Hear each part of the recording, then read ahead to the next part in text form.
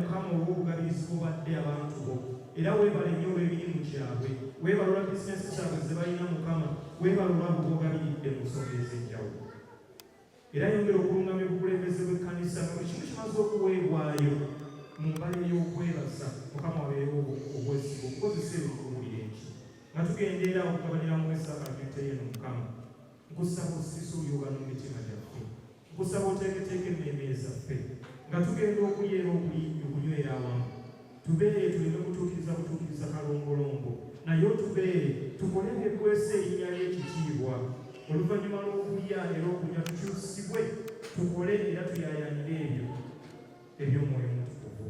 Sazaamu engo z'omulabe esitaani zonna ezandyagadde okwegulumiza ey'obulamu bwaffe, era buli kimu kyonna Mukama otubeere tutambule n'obwesigwa. Ekitiibwa n'ekyendo lyongere okudda gy'oli, byonna tubisabye mu Kristo Yesu Kristo Mukama waffe. Let us continue in prayer. Keeping God's commandments, draw near with faith and take this holy sacrament to comfort you. Listen to what our Savior. When anyone does sin, we have someone who is with the Father on our behalf, that is Jesus Christ, the righteous one. And Christ himself is Lift up our hearts. Let us give thanks to the Lord our God. all the saints in heaven, we praise your glorious name forever, saying, Holy, holy, holy, Lord of power and might. Heaven and earth are full of your glory. Glory be to you, Lord of Jesus Christ, and that we may forever dwell in him and he in us. Amen. Almighty God, our heavenly Father, we praise and thank you for giving us your Son Jesus Christ to suffer and die on the cross for our salvation. As we receive the bread and the wine in the way that our Savior showed us, may we truly receive his body and his blood. The night that Jesus Christ was betrayed, he took the bread, and after he had given thanks, he broke it. He gave it to his disciples and told them, take and eat this, all of you. This is my body which is given for you. Do this in memory of me. When they had finished to eat, the Lord Jesus Christ took the cup. And after he had given thanks, he gave it to his disciples and told them, drink this, all of you. This is my blood of the new covenant which was shed for you and for many for the forgiveness of sins. Do this whenever you drink of it in memory of me. O Lamb of God, who takes away the sins of the world, have mercy on us. O Lamb of God, who takes away the sins of the world, have mercy on us. O Lamb of God, who takes away the sins of the world. Abooluganda musembere muli omubiri wamu n'omusabya Mukama waffe Yesu Kristo ebyalobwayo ku bammwe mulire emitima gyammwe n'okukkiriza wamu n'okwebaza.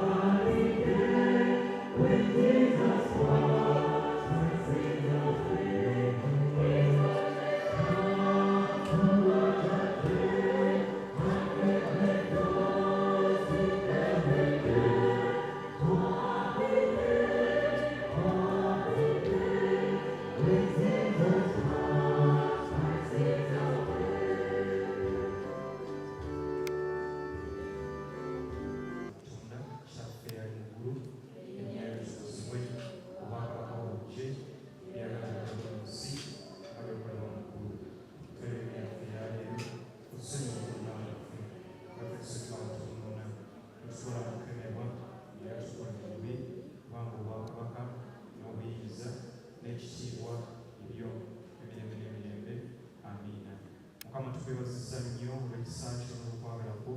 Tewali n'omukuffe yasaanidde kusembera ku mmeeza y'entukuvu, naye olw'ekisa kyo n'okwagala kwo olw'okuba weewaayo n'okkiriza okuwaayo omwana wa Yesu Kristo okufuuka ssaddaaka gwaffe, okufa ekikolimo ku baffe, otuwe omukisa ogwo ogutali gwaffe, otuwe ebitaatusaanira. Tukwebaza nnyo Mukama kubanga oli mulungi olw'enkaliriza. era tujja gy'oli olunaku lwolwaleero. Twongera okukwebaza nti nga bwe tuligira bwe tugedde otubeere okwongera okutambulira mu butuukirivu tukole ebikwese bina n'ekitiibwa. Twongera okuyimusa mikono gye gy'obusaasizi omuntu wo n'omuzaana wo Lawrence wamu ne Sebias nga bwe baatudde era bwe balayiraganye bonna maaso go n'eri maaso g'ekibiina kino kiwa. Onyweze obufumbo bwabwe obakuumire mu lugendo luno olw'obufumbo, olwane n'ebyo ebirwanagana nabo, osoomoze ebyo ebiyinza okwagala okubasoomooza. Otutegeeza mu kigambo kyo Mukama nti tulwanagana na mubiina musaayi ne tutwanagana n'abamawanga, twanagana n'amaanyi ag'ekizikiza. Otuwa amaanyi Mukama era n'otutegeeza nti tewali kyakulwanyisa kyonna ekiweeseddwa eri omutuukirivu ekinaalaba omukisa.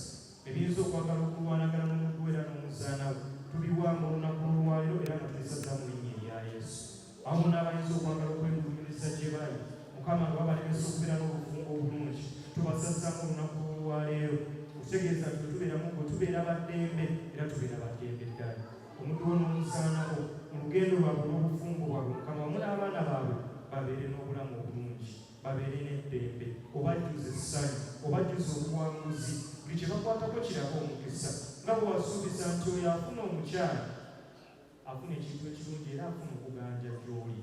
Mukama nkusaba oyongere okuwa okuganja amaka gano beeyongere okusabikira mu kwe. Ffeffe nange ekibiina amaaso gaffe tugatunuulize ku Kristo era etandikwa y'okukkiriza kwaffe. Tukwebaza olw'ebyo byonna bye tuyimusizza mu ssaala bye tutasobolodde Mukama kuza okukkiriza mu ffe era embala y'obugumiikiriza otujjukize nti ebisuubizo byonna bye wakola biriye mu Kristo Yesu era omuntu gwange ekiseera kituuse.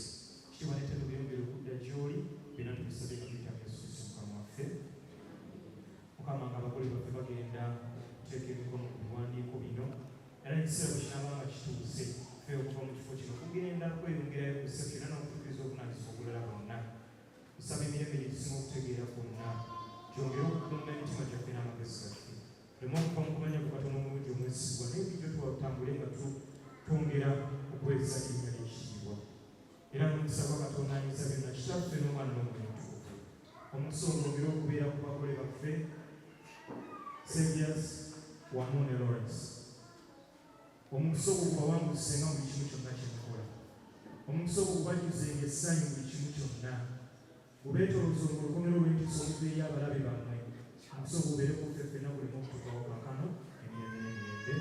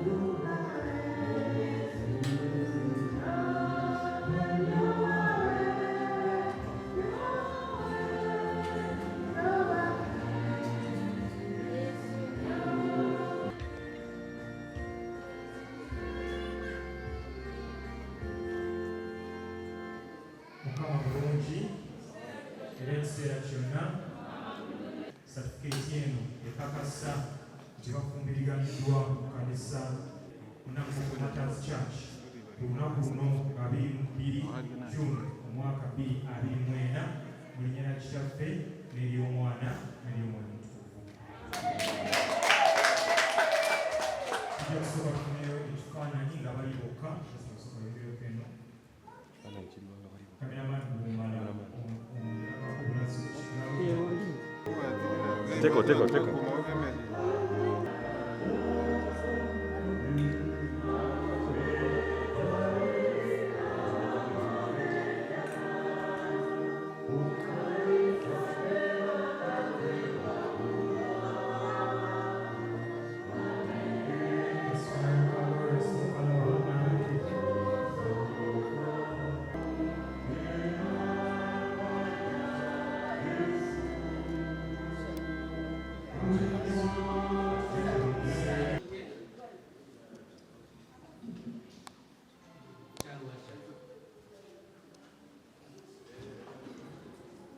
basabe ku binatu tuyiye n'abagole baffe bagenda okukuuma era tuyiye kwayegera ku luyimba omwamaani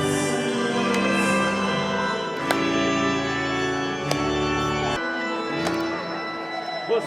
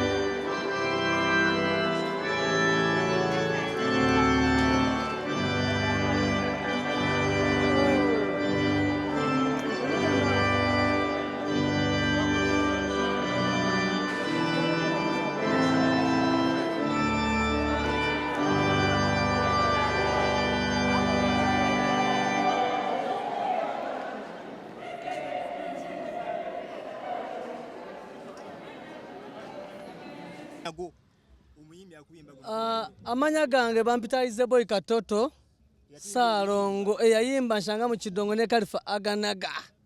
Asoko tubulire. Kyakutwalidde bbanga kyo kusaba n'ogamba omukyala kamukube empeta n'ebira bimwete kote. Munange kino tekitwala budde just omuntu gwekera ku macha osalewo nga mukazi wo mwagala buli kimu kyona ebiri mu Katonda tewali kigaana. Abayimbi batwala nga n'abakyala abangi. Mu bangi abo ono yali mu bangi oba abadde omu yekka bw'ati. Ono abadde omu tabadde mu bangi. Abadde omu kuva mu ntandikwa era kati mukubye empeta nsooke nkulageko n'omukazi wange omulaba mukubye empeta soko omulabe bwanyirira watukula oyo Nalongo mukubye empeta byenda bimwetokote. Muwaze ebbanga ki nga ate munaa kugenda mu ffumu butukuvu? Tubadde tuli twakatuweza emyaka 6. Ngambye sigenda kuyingira mwaka gwa 7 nga sikimukoze. Eyo no surprise. Kwanga nali mugambye mwaka gujja. Nene namugambye mwezi gumu gokka ne mugamba ngenda ko kuba empeto ntegeere. Soko bulire bayimbi banno ebirungi ebiri mu kubanga olina omukyala nga muli bagatte ba church. Munange ebirungi ebiri ngo olina omukyala. Ekisookera ddala ofuuka musajja wavunaanizibwa n'ow'ekitiibwa ate buli omu akusaamu ekitiibwa. Okitegeera bw'ofuna omukyala amulimu ebintu byewerekereza ensaasanya ya ssente ebyokumitinga abakazikazi abo bebakyasina okutwala ssente z'abasajja naye bw'osala n'ogamba kambeere n'omukazi omu ofuuka wakabi nnyo nnyo nno ddala. So kati kuba kati gwe mufumbo essaawa zino eno amateeka agafuga obufumbo ng'ate ng'oli muyimbi. Munange amateeka agafuga obufumbo ate nga ndi muyimbi communication kasita otegeragana n'omukazi wo buli kimu kyonna kitambula bulungi wadde ndi muyimbi naye wemba ngenze kuyimba mukuba nimutegeeza wendaze ate alina right yakunkubira ku video call wonna wendaze kubanga kati tufuuse muntu ki omu. Yes. Abayimbi mukola nnyo ekiro bizinesi yamu ya kiro ogenda kukuuma otya okubanga obufumbo bunywevu ate nga ne bizinesi y'okuyimba nywevu. Olaba mbadde obufumbo mbukuuma nga sinaba kwambaza mukazi wange empeta naye kati olaba bwemba maze kugimwambaza empeta kitegeeza maze kunywereza ddala obufumbo bwange obutukuvu nsobole n'okudda ku mmeeza ya Katonda nsobole n'okusembera kuli akagaati okitegeera. Bintu bwe bityo banange abayimbi bannange muveeyo gye muli abakazi abangi si kyekitiibwa okitegeera ate si bwe bugagga muveeyo gye muli mujjeno kati gyendi buli kimu kyonna kijja kutambula bulungi. Kalifa mukwano gwo talinaba kuwoowa baka ki bw'omusindikira? Kalifa mukwano gwange nnyo ddala naye ali mu ntegeka yakuwoowa kyemanyi guno omwaka guyinza obutassuka kubanga alabye nange kati kyenkoze sitegeeza kati yaddako kubanga tubaddeyo ku kyaki nangamba mwana era kyokoze kati ndowooza nange kyenyina okukola nimugamba kyekyo era tugenda kikuba guno omwaka bwe tuva mu konsati ya Kalifa aganaga Kalifa kansin Kalifa bwe tuva mu konsati bwe tuti tugenda mu kuwoowa. Mami mukyala w'omuyimbi congratulations. Thank you. Okikoze otya okulaba nga omwami we mu myaka 6 omukuumye nga muyimbi ng'ayimiridde ate nga n'omukwano gwe guli? Kutegeeragana kyokka. Abayimbi bakola kiro oli wiringi era onaaguma mutima n'ogamba mazima gali nti kakunindi paka onaakomerawo. Wange mwesiga. Baka ki bw'osindikira basire Queen abeegwanyiza abayimbi wakati ofuse mukyala mufumbo?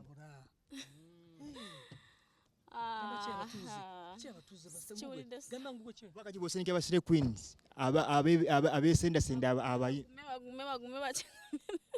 Banoonye abasajja baabwe baleke kubba abasajja baabwe. Kiki osinga okwagala ku mwami wo? He's handsome. Ate alina omukwano. Kiki omusuubizanga ggwe? Kumwagala kuba balongo nabamuwa kyekyo. Kayimba ki omusindikira ku lunaku lwammwe luno olwa wedding? Commissioner. Wanji soko muyimbire mukaawo. Ono ye love commissioner. Ano ya konkona gana. Eko. Okay.